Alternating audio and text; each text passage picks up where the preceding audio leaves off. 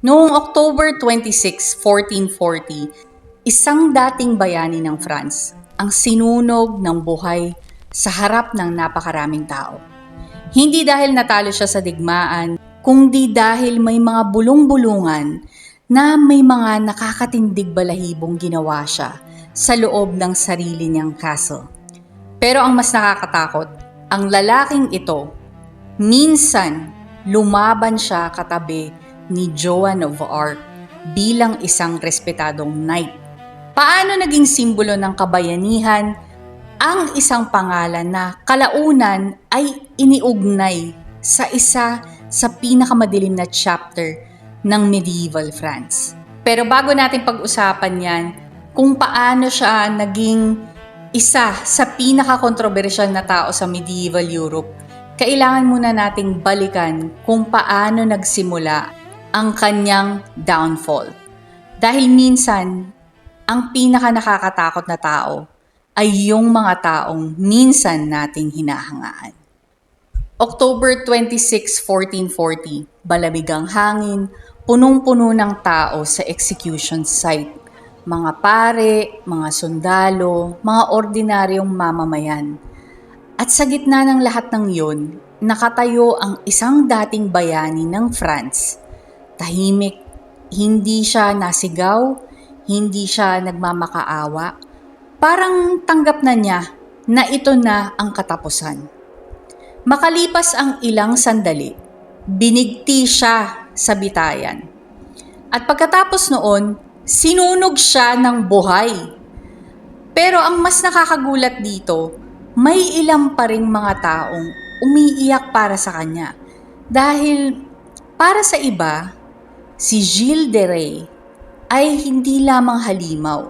Sa iba, hindi lang siya isang serial child murderer na unti-unting nilamon ng sarili niyang darkness. At mamaya pag-uusapan natin kung ano ba talaga ang nangyari sa likod ng mga castles niya. Dahil hanggang ngayon, pinagtatalunan pa rin niya ng mga historians kung gaano karami sa mga kwentong tungkol sa kanya ang totoo. Si Gilles de Rais ay ipinanganak noong 1404 sa Brittany, France. At di tulad ng karamihan ng mga tao noon, lumaki siya na masarap yung buhay niya. Lumaki siya sa karangyaan, mayaman yung pamilya niya, makapangyarihan, maimpluwensya. May mga castles sila, may mga lupain, mga servants, at may military influence ang pamilya niya. Pero maaga siyang naulila. At minsan, kapag masyadong maaga mong nakuha ang kapangyarihan, walang nagtuturo sa'yo kung paano ito kontrolin. France, during that time, was pure chaos. May digmaan, taggutom, ang daming may sakit. Tapos may political instability pa dun sa bansa nila. Ito yung time na tinatawag na 100 Years' War. At dito, nagsimulang mabuo yung pangalan na Gilles de Rais. Hindi bilang isang killer, kundi bilang isang warrior. At dito napapasok ang isang babae na magbabago sa buhay niya. Isang babaeng tinawag ng ilan na banal. At nung mawala siya, parang may bahagi ring namatay kay Gilles. Mamaya natin pag-uusapan yan dahil kailangan muna nating maintindihan kung paano siya naging isang bayani. Noong teenager pa lang si Gilles, sumama siya sa military campaigns ng France at doon niya nakilala si Joan of Arc, ang babaeng naniniwalang meron siyang divine mission mula sa Diyos. At surprisingly, magaling talagang mandirigma si Gilles. Matapang, agresibo, talagang respetado siya. Lumaban siya alongside Joan of Arc during some of France's biggest victories laban sa mga Ingles. Imagine niyo yun, no? Naging bayani siya sa isang digmaan, tapos later on, magiging simbolo pala siya ng horror at fear later in history. Minsan naging isang protector ng France. Sobrang ultimate plot twist. At dito, nagiging psychologically disturbing ang kwento niya. Kasi minsan, ang monsters, hindi sila agad-agad nagiging ganon. Nabubuo sila. Ngayon, may mga ilang historians na nagsasabi, malaki ang emotional impact ni Joan of Arc kay Gilles. Dahil si Joan of Arc, bukod sa devoted siya, spiritual siyang tao, idealistiko siyang tao. At si Gilles naman, parang humanga siya doon sa purity ni Joan of Arc. Parang may nakita siyang liwanag, hope, na hindi niya kayang hanapin sa sarili niya. Pero noong 1431, nahuli si Joan of Arc at kalaunan, sinunog siya ng buhay. Sa harap ng maraming may katungkulan. Habang nanonood ang lahat ng tao, nung time na ito, dito rin nauso yung pagsunog ng buhay sa mga tao, lalo na kapag napagbibintangan silang involved sa witchcraft. What do you guys think? Napagbintangan rin kaya siya sa mga bagay na hindi naman niya ginawa dahil babae si Joan of Arc? At nagiging makapangyarihan na siya dahil nagra-rise na siya to fame, nagiging popular na siya dahil sa taglay niyang purity at spirituality niya. So, para bang pinaligpit na lang siya ng mga praile o kung sino man yung nasa itaas para mapatahimik siya. At para sa France, parang nawalan sila ng symbol of hope. Pero para kay Gilles, baka dito na nagsimula mawala ang faith niya in something better.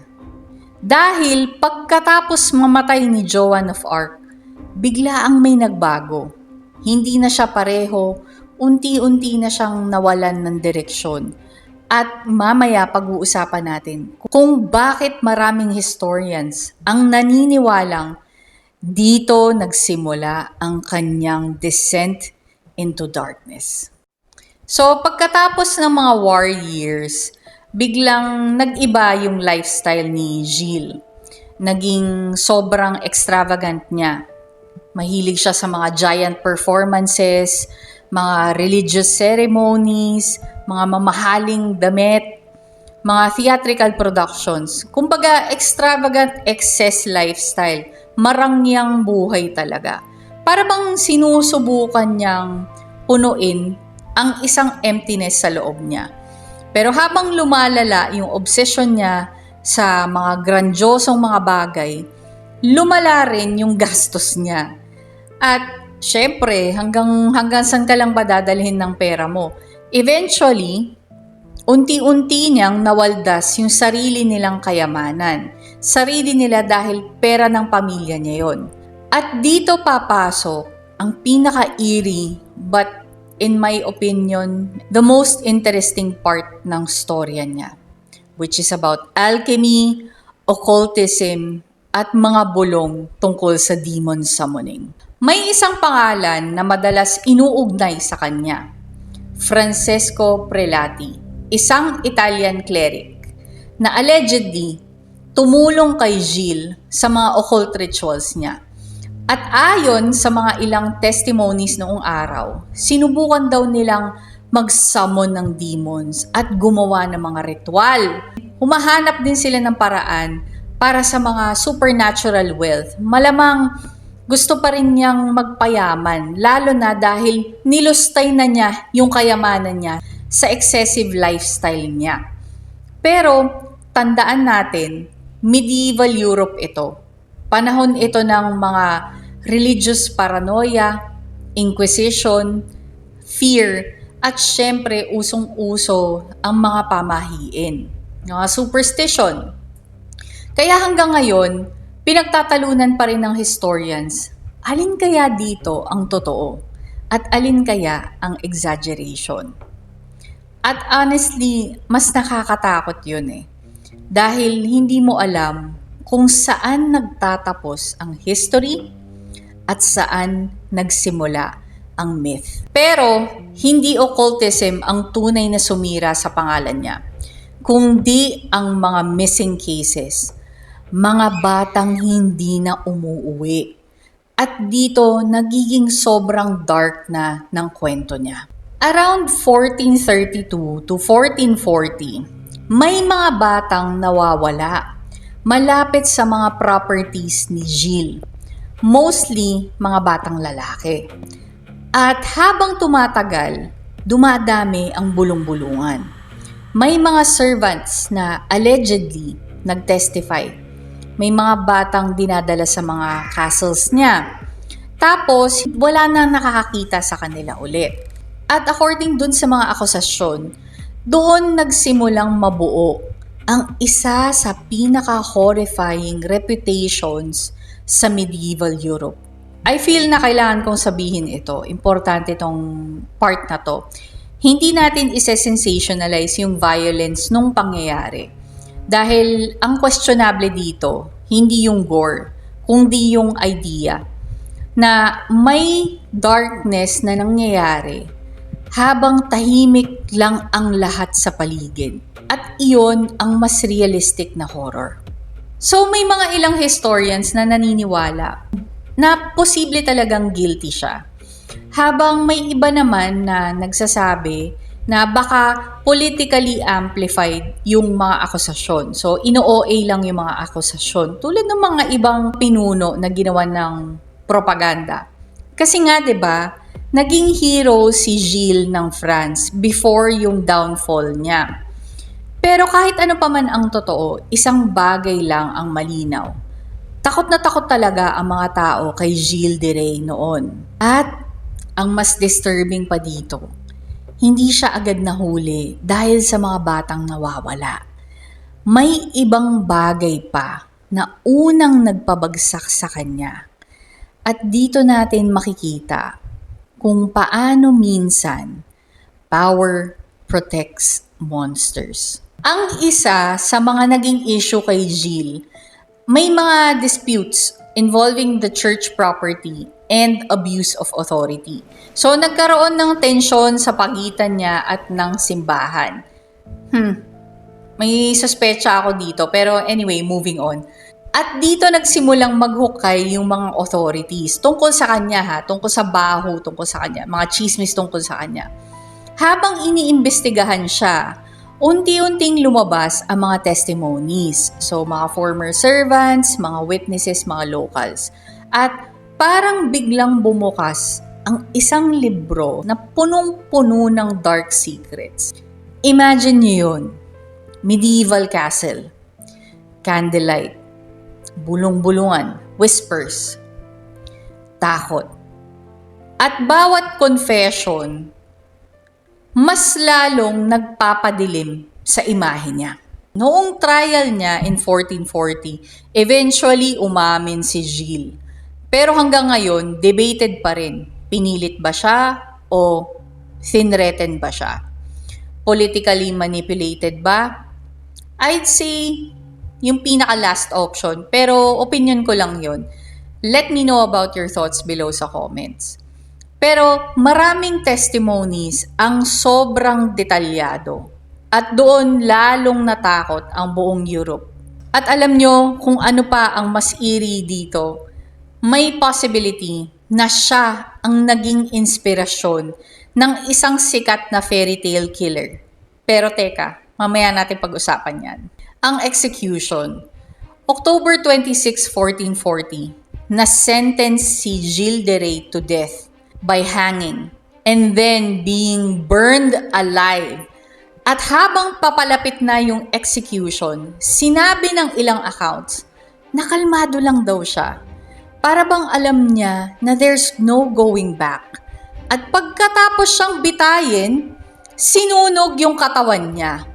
Pero dahil naging nobleman siya, ibig sabihin yung may katayuan siya may estado siya sa komunidad, hindi raw hinayaang tuluyang maging abo ang katawan niya. Even in death, may pribilehiyo pa rin siya.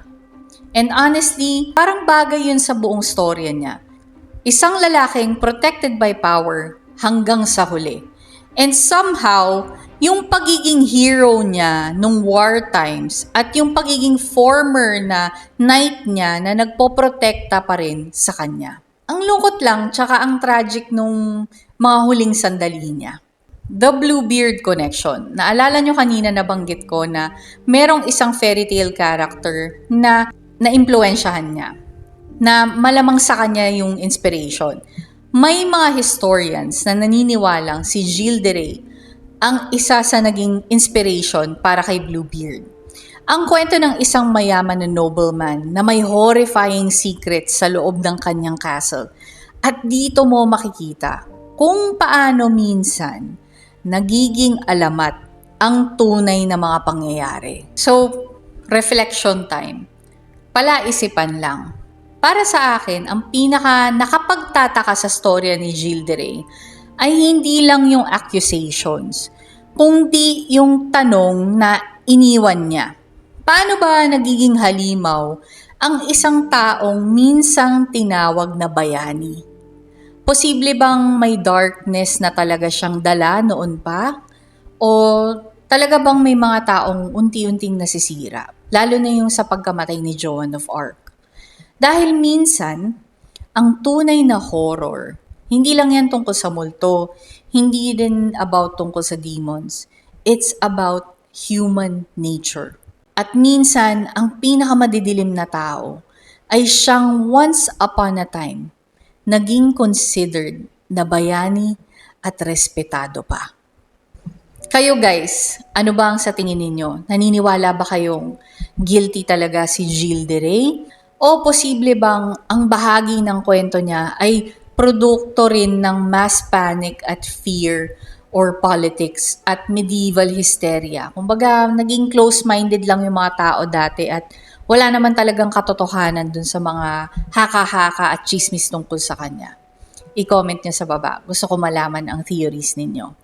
Kung nagustuhan ninyo ang ganitong klaseng dark history, psychological horror at mga kwentong nasa pagitan ng history at myth, subscribe to Hiwaga at Esoterica. At abangan nyo ang susunod nating video dahil pag-uusapan naman natin ang isa pang misteryosong tao at sobrang excited na akong ikwento na tila nilamon din siya ng kapangyarihan at ng pananampalataya at ng kontrobersiya, si Grigory Rasputin. See you next time. Bye for now.